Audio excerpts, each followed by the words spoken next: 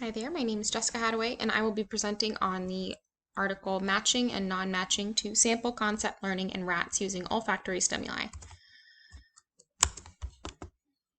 The research goal, one of the purposes was to assess whether multiple exemplar training with 5 to 10 stimuli would be sufficient to result in concept learning, and the second purpose was to determine whether rats would learn generalized oddity as well as identity relations. Participants were 7 male albino rats, 90 to 150 days old at the beginning of the experiment. One of the subjects failed to acquire conditional discrimination and was then replaced.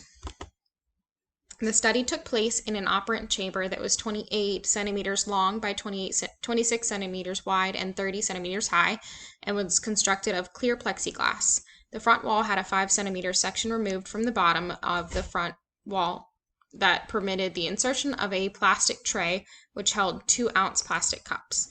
The testing itself was held in a small room with a 70 decibel white noise presented through a speaker. The dependent variable is the percentage of correct responses of matching and non-matching to sample. They measured this by using a match to sample procedure. The operational definition was the rat's paws or nose made contact with the sand in a cup in such a way that the sand was displaced. The independent variable is the olfactory stimuli, which was created by mixing household spices with sterilized play sand at the ratio of 1 gram of spice per 100 gram of sand. The design for this study, they used a reversal design to measure transfer for both experiments. In both the experiments, once the rats mastered several Once the rats mastered several conditional discriminations, evidence of transfer to novel stimuli was obtained.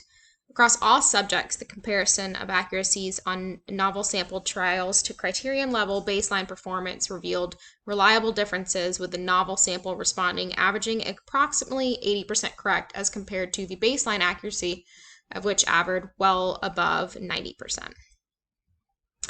Overall, for the most part, it was a well-done study. There was lots of information and detailed graphs. However, a few of the discrepancies I noticed, there was no social relevance stated, so that was unclear.